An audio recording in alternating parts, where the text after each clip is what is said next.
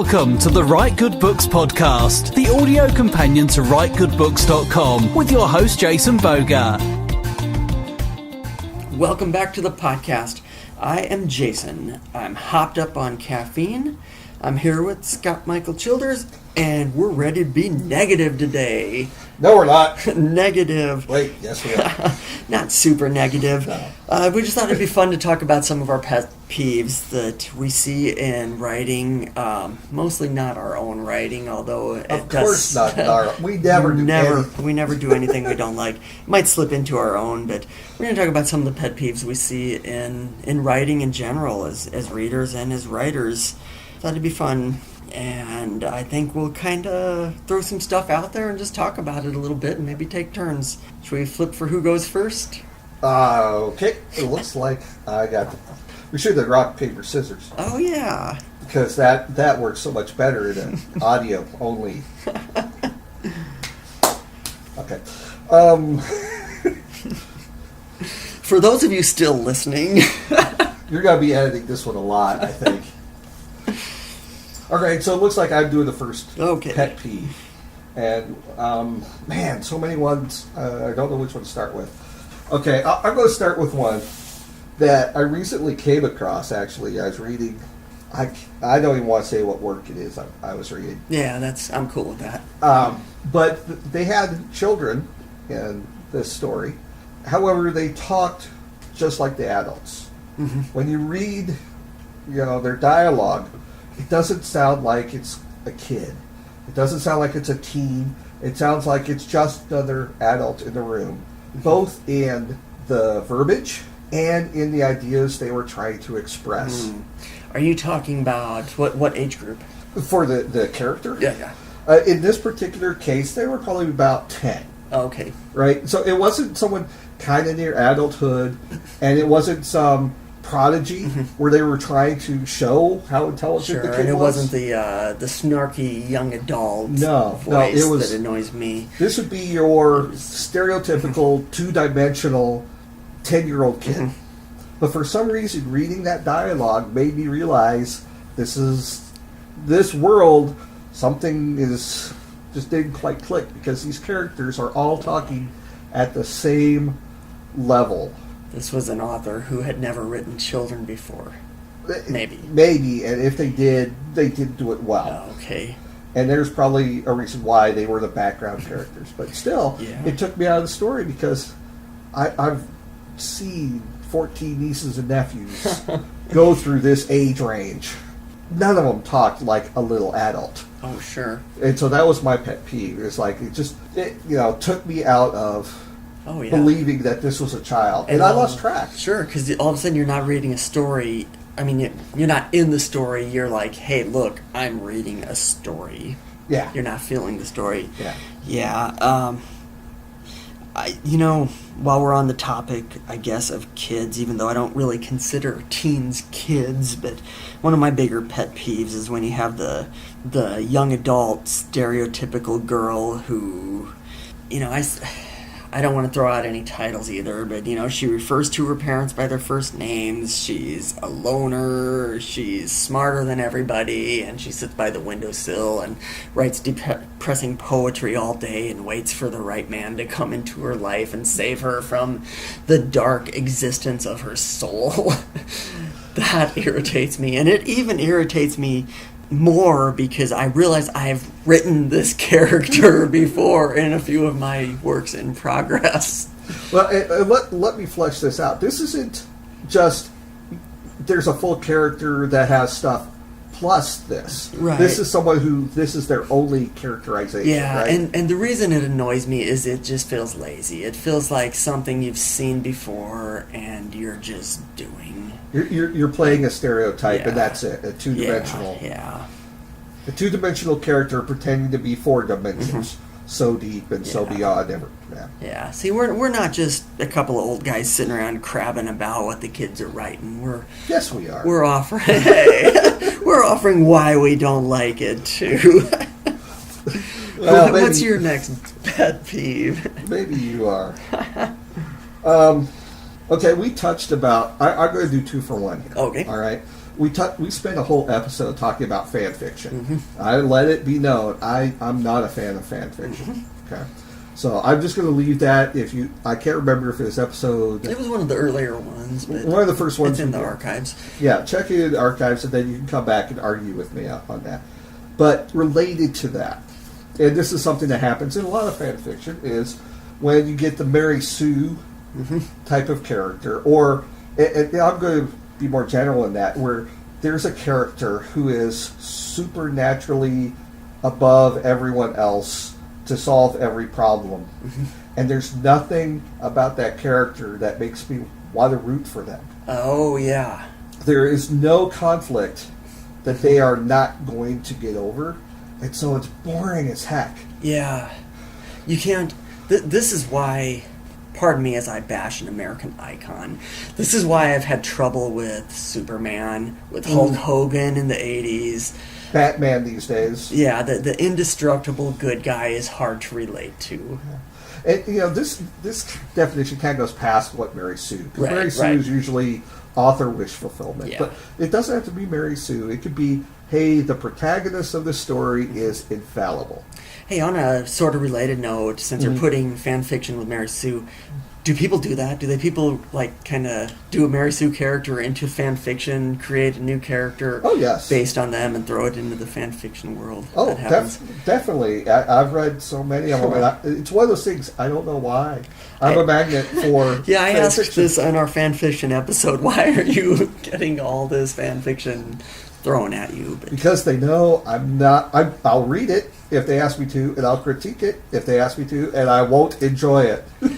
And I will throw out a disclaimer to any of Scott's friends that are sending him fiction to read. He's not talking about you. Right.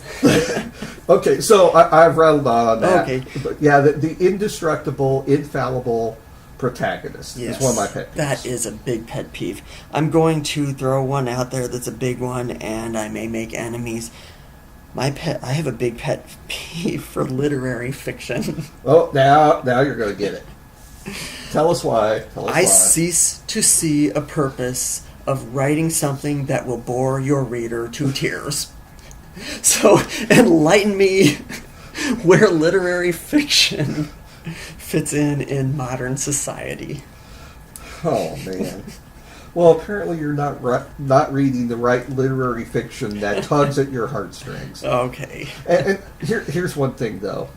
And this goes to my library training. I've seen libraries put literary fiction in the literature fiction in the nonfiction area. The 900s in the Deweys, if you're so inclined. But then Stephen King and, J.D. Robb and all these other authors, they get put in the fiction section. So no one goes into the nonfiction to get the literary fiction shelved under the 900s. But they go to the fiction. So I have an issue with labeling it as literary fiction because it makes it harder for people who would be interested, not Jason because he doesn't like it, Now to go put in someplace. What I'm disliking is a stereotype I've created in my head about literary fiction that I just see in my head page upon page of adjectives and super in-depth scene descriptions or setting descriptions that don't really advance a plot.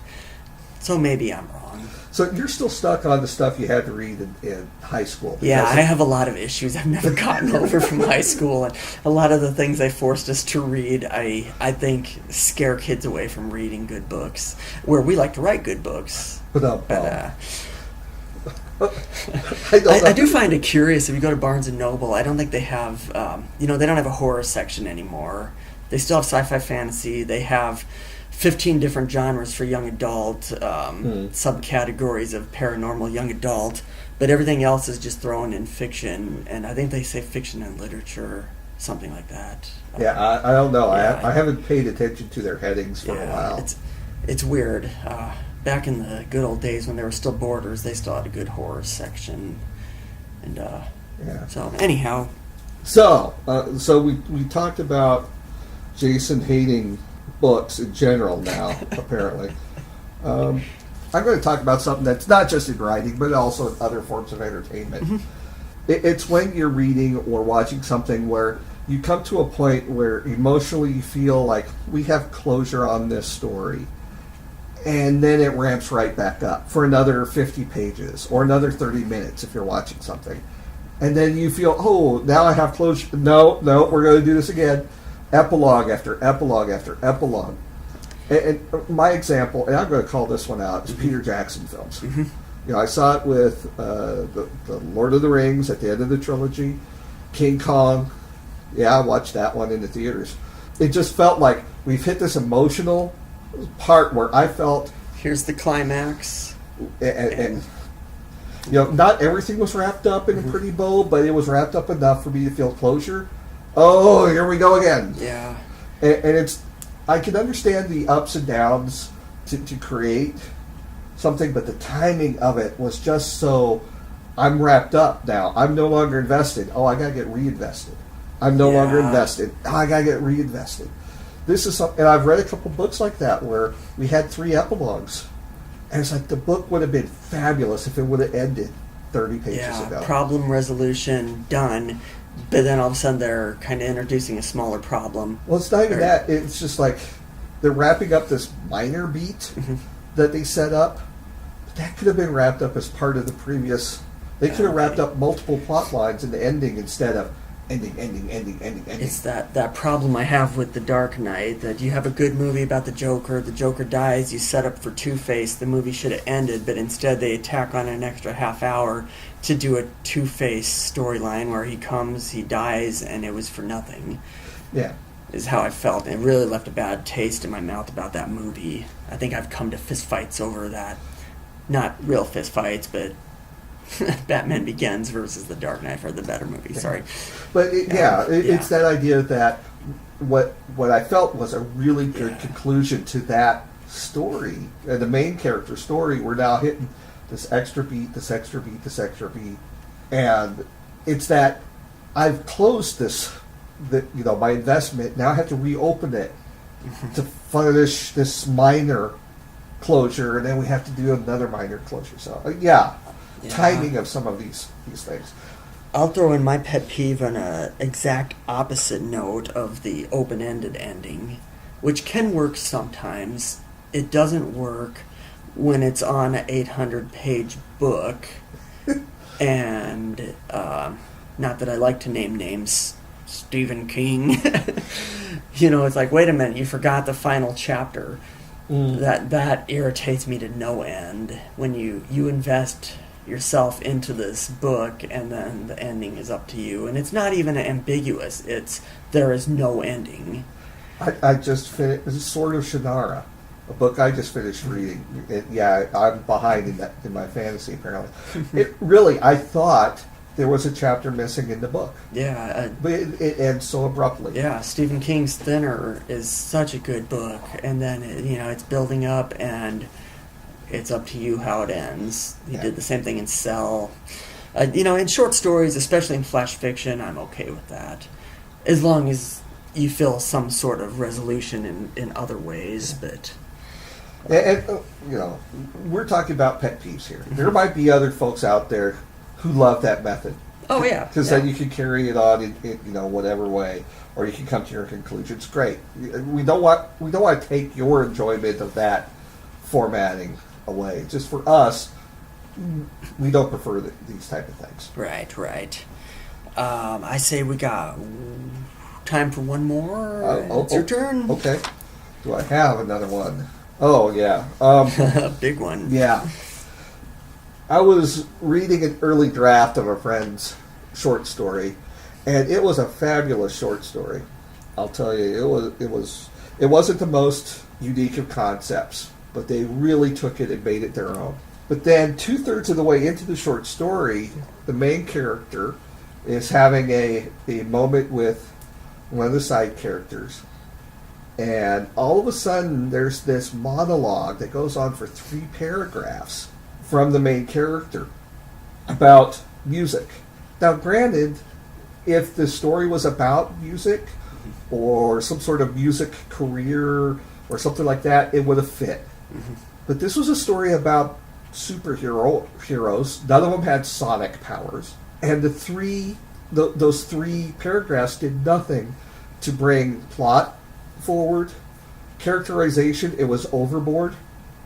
You could have reduced that into a couple of sentences and had just as good of a feel of how the character felt at that moment, or split it up into even a discussion. But I would have actually cut all that and said, hey, this is my taste in music. Great. Scene ends. Move on. So is the problem, and this could actually be a whole separate topic for a podcast, actually, is your problem the fact that there was an info dump, or is the problem that the writer was using an info dump to throw in a whole bunch of information he or she may have known and just wanted to convey to an audience? I think it was just unnecessary information. Okay. So I think it's more of the second. Okay. I don't like info dumps to begin right. with, but this one really got my goat. And really, it's like, why am I reading these? You know, especially when I get to the 3rd paragraph of the monologue.